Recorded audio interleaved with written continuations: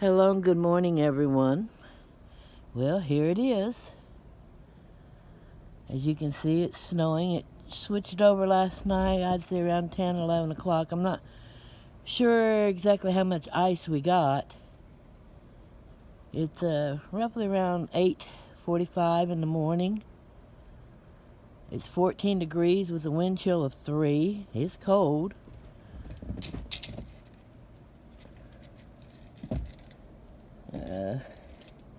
I'm guessing somewhere around 2.5 inches maybe right now.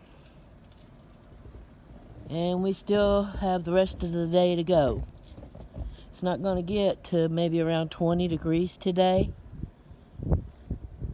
So everyone that's enduring this or going to endure it, please stay safe. Please stay inside if you need to. Don't go nowhere. Stay warm and take care. Y'all have a good day. Thank you.